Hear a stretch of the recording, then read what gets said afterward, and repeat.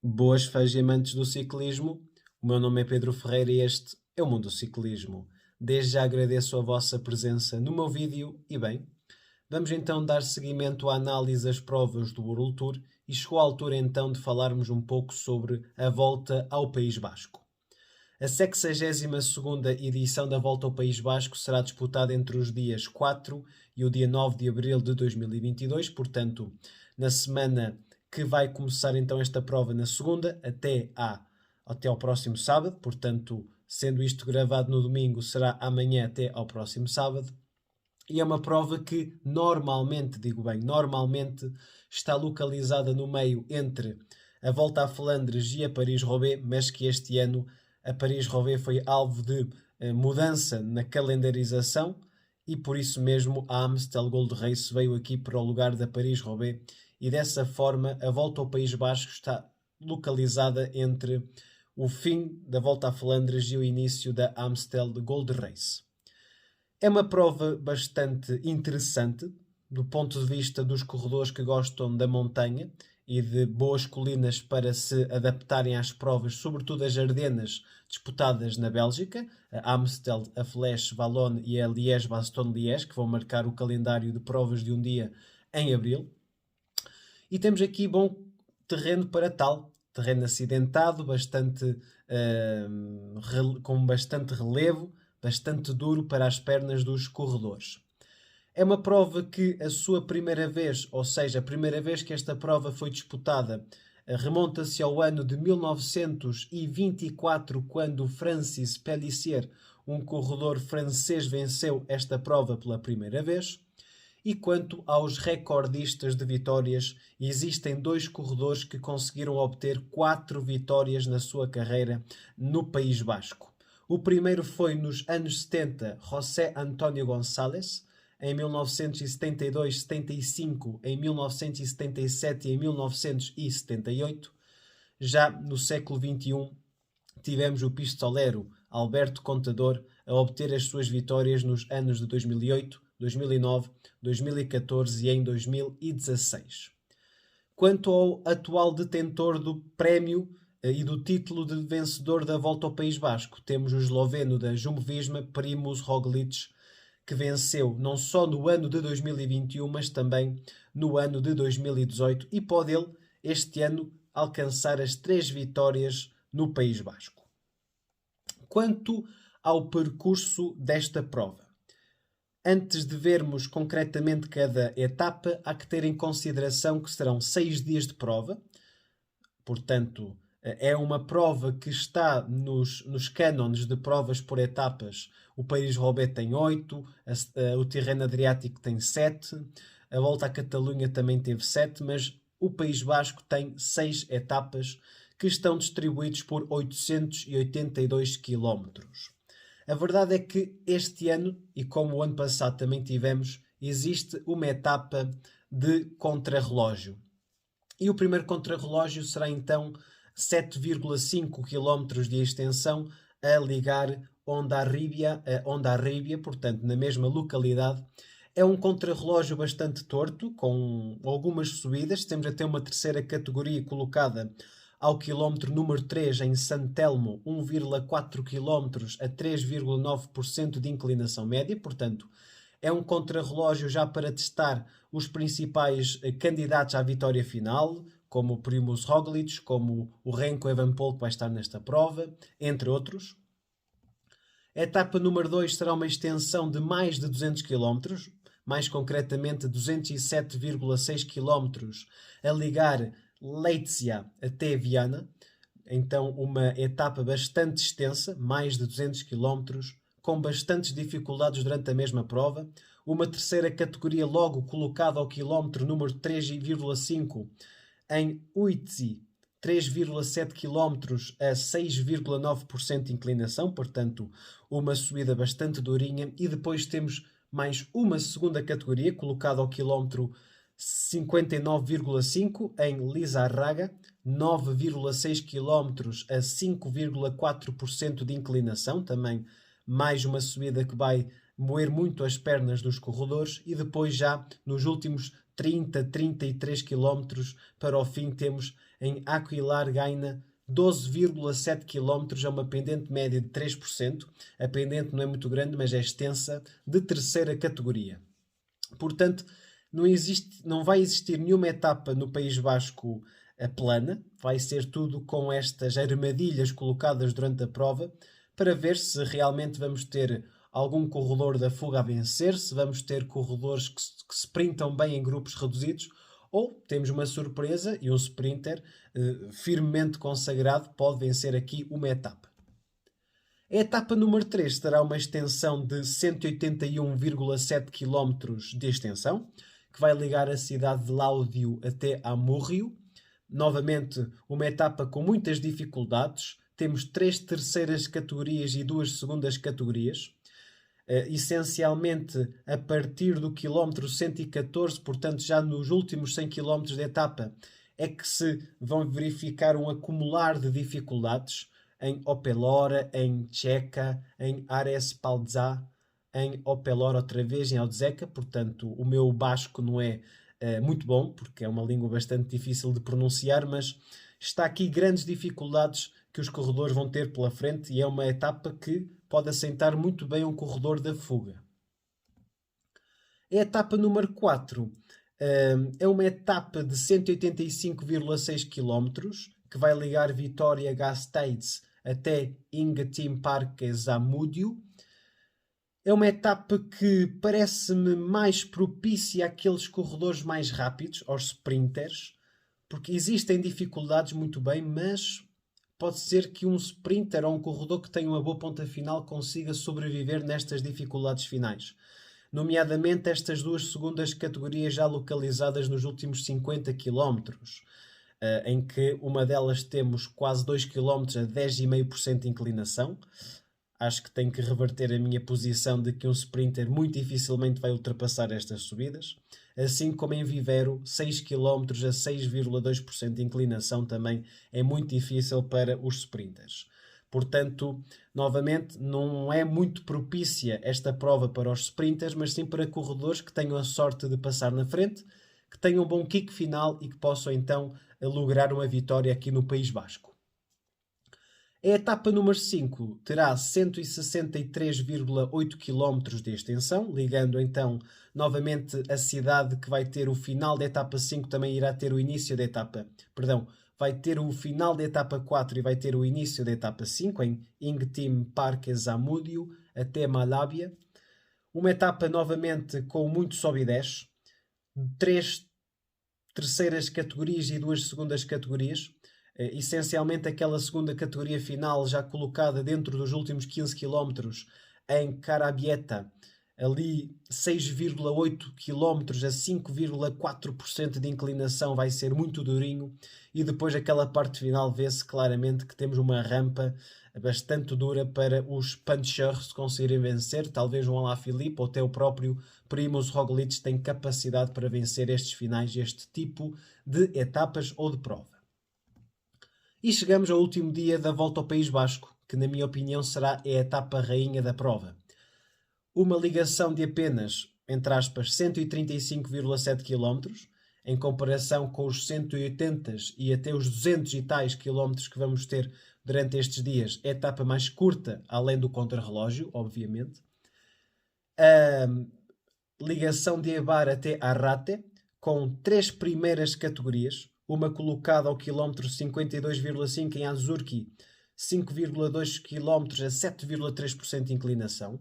Depois temos o Krabelina, 4,1 km a 10,5% de inclinação. E depois temos o Mirador de Arate, ou Zarza, 4,6 km com uma pendente média de 8,5%. Portanto, é uma subida muito dura, é um conjunto de subidas, porque existem, além dessas 3 primeiras categorias, também 2 segundas e 2 terceiras categorias que fazem com que tenhamos uma etapa espetacular para reviravoltas até na classificação geral, como o ano passado tivemos no último dia em que Primož Roglič conseguiu assim alcançar o primeiro lugar, que até então tinha sido de Brandon McNulty.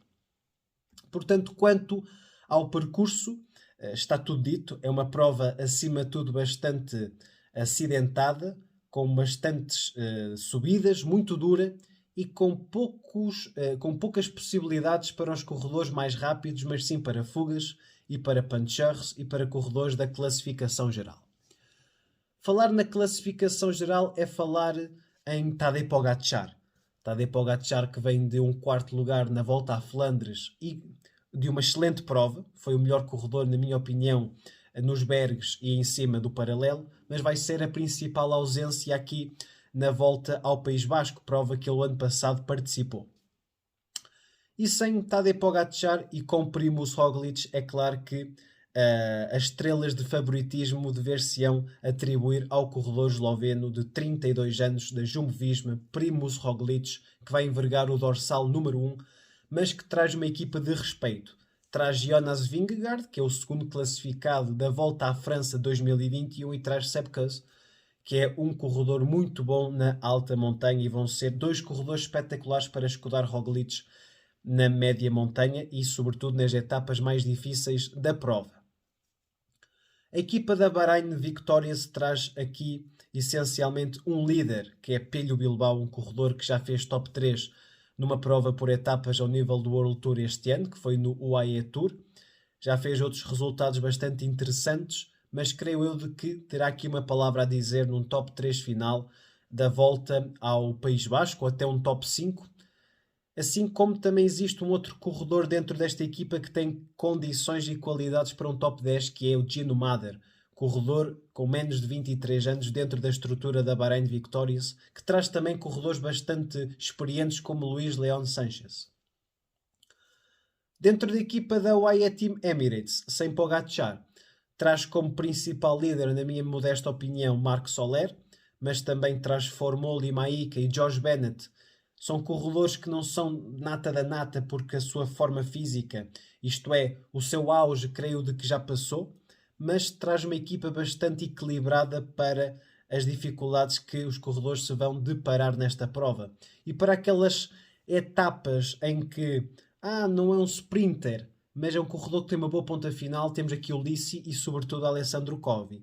Eu aposto aqui que Alessandro Covi vai vencer pelo menos uma etapa na Volta ao País Basco. Dentro da equipa da Astana, é uma equipa diferente das clássicas e dos monumentos, uma equipa muito fraca em termos de individualidades, mas aqui traz um Sebastian Henao e sobretudo, Vincenzo Nibali. Vamos ver a forma física de Nibali, com mais de 35 anos. Espero pelo menos uma boa prova, mais do que fazer aquilo ou acolá. Espero que Nibali se destaque, mesmo se perder muito tempo numa etapa e ir para uma fuga, tentar vencer uma etapa, ou então fechar um top 10, que para o corredor, para o Tubarão de Messina, seria um resultado interessante nesta fase da sua carreira e da época, acima de tudo, porque os seus objetivos são a volta à Itália e a volta à França. Dentro da equipa da Quick-Step Alpha Vinyl, é uma equipa que, em exceção das outras, traz apenas 6 unidades, mas traz 6 unidades muito fortes. Reparei agora que não vejo aqui o nome de Fábio Jakobsen, que era um dos corredores que estava à partida pré-anunciado para participar nesta prova, mas ele talvez verificou o perfil de cada etapa e viu que não tinha probabilidades, o sprinter da equipa, de vencer aqui. Excetuando aqui o Fábio Jakobsen, temos uma equipa muito forte, ao contrário do que se verificou nas clássicas e nos monumentos da Bélgica, sobretudo a Volta a Flandres. Traz uma equipa muito forte, em que o número 1 será Alaphilippe. Eu creio que Alaphilippe será o líder, mesmo que venha Renko Evenepoel. Renko Evenepoel tem o seu principal objetivo da época, a volta à Espanha, o que significa que ter resultados positivos em Espanha, nomeadamente no País Basco, era muito bom para construção de carreira, de título, de palmarés, mas creio que Alaphilippe e estas subidas são um amor. Portanto, eu creio que Alaphilippe será a principal carta da equipa nesta semana no País Basco. Dentro da equipa da Movistar, é uma equipa que vai trazer um português, que é o Nelson Oliveira, para escudar Henrique Mas, que vai ser a principal figura da equipa espanhola nesta prova, mas sempre escudado também por um Gregor Mulberger, um Gorka Izaguirre, portanto, bons corredores para apoiar o corredor que já fez segundo classificado na Volta à Espanha 2018 e também na Volta à Espanha de 2021, o Henrique Mas. A equipa da Ineos Grenadiers traz uma equipa de grande volta, uma equipa cheia de estrelas. Só para enumerar algumas, traz Tao Groganart, vencedor da Volta à Itália 2020, Daniel Martinez, que já venceu o critério Dauphiné e é um corredor que já fez top 5 no Giro de Itália, traz Carlitos Rodrigues, que não sendo um corredor de grande palmarés, já foi segundo classificado na Volta à França do futuro e que talvez seja daqueles que está aqui a andar melhor. Traz Geraint Thomas, vencedor da Volta à França 2018, e traz Adam Yates, quarto classificado na Vuelta, corredor que o ano passado venceu a Volta à Catalunha, por exemplo, um corredor que está a andar bem e, portanto, traz aqui pelo menos 5 corredores que podem liderar a equipa, mais o Ben Tollett e o Omar Fraile, que é campeão nacional de Espanha, a fazer parte desta equipa. Mas dentro desta mesma equipa, eu acho que o corredor espanhol, o Carlitos Rodrigues, será o líder da equipa. Adam Yates e Dani Martinez vão ser os líderes da equipa na Volta à França. Acho que vem aqui ganhar mais embalagem, mais do que disputar a classificação. Thomas está muito longe ainda da sua forma física bestial. E Tao Groganart, o objetivo é a Volta à Itália, portanto também devia já começar aqui a demonstrar alguns resultados, mas creio de que não será a semana para o corredor que venceu em 2020 a Volta à Itália. Portanto, dentro da estrutura da Ineos Grenadiers, para mim, o principal candidato será Carlitos Rodrigues. A equipa da Cofidis traz mais um português, o André Carvalho, que falhou a Volta a Flandres, mas vai estar esta semana na Volta ao País Basco. Traz aqui uma equipa interessante. Ionis Aguirre é a principal carta para um top 10. Um corredor que já venceu esta prova em 2019 dentro da estrutura da Astana. Traz Ruben Fernandes, que é um corredor bom para este tipo de prova. José Herrada também. O Victor Lafay, que fez um Tirreno Adriático e uma das chegadas em que Pogačar vence, interessante. Pode ser também um corredor a ter em consideração, mas eu acho que as principais apostas serão no sentido de Ionis Aguirre vencer uma etapa e fechar top 10 na Volta ao País Basco. Dentro da estrutura da Bora-Hansgrohe, assim como a Quick-Step apenas trará 6 corredores, e que 6 corredores? Alexander Vlasov, Sérgio Higuita, Lemnar Kamna, Grosschartner, Buchmann e Vendel. Apenas o Vendel é um corredor que não é muito propício para a alta montanha. De resto, Buchmann já fez top 5 na Volta à França, Grosschartner top 10 na Vuelta, Higuita vem de uma vitória na geral da Volta à Catalunha, assim é que é. Kamna já venceu na Volta à Andaluzia e Vlasov já ganhou a Volta à Comunidade Valenciana este ano. Portanto, que sexteto que esta equipa traz, mas eu acho que o líder será Sérgio Higuita, que vem de uma forma física espetacular. Mas se não for Higuita, temos Vlasov, que se safa bem do contrarrelógio, ou então Buchmann, ou então Grosschartner, ou então Lemnar Kamna. Portanto, é uma equipa que tem várias setas para apontar à vitória final. Dentro da equipa da Bike Exchange Jayco, sem Simon Yates, é uma equipa que fica despida em termos de ambições à geral. Traz Lucas Hamilton, esperemos que seja desta vez, estamos sempre à espera que Hamilton consiga fazer um top 10 neste tipo de prova. A equipa da Total Energies traz 2 nomes que eu acho que têm qualidade suficiente para fazer um top 10. O Pierre Latour fez um início de época muito forte. No Paris-Nice já se verificou nas últimas etapas que o gás ou o combustível que ele utiliza já está a acabar. O Cristiano Rodrigues, um corredor que ficou em segundo lugar na Volta à Andaluzia, portanto, 2 corredores que têm ambições aqui a fazer um top 10 no País Basco. A Intermarché Wanty-Gobert traz aqui uma equipa sem um nome para a geral, não traz um pós ao vivo, não traz um Menches, portanto é uma equipa que vai jogar para caçar etapas. A DSM na mesma latitude, caçar etapas com estes 7 corredores que traz. A Carra Rural traz uma equipa a ser liderada por Mikel Nieve, um corredor muito experiente, com mais de 35 anos e que dá claramente experiência à equipa. Traz Cepeda, que andou bem no Grande Prémio Miguel Indurain, se for este o Cepeda, já que existem vários no World Tour e vários a correr. Dentro da equipa da AG2R, Citroën Team traz os irmãos Parret Pantre, o Aurélien e o Valentin. Traz o Andrés Vendram, que também na mesma perspectiva do Covid tem uma boa ponta final e pode vencer alguma etapa num grupo de 30, 40, 50 corredores.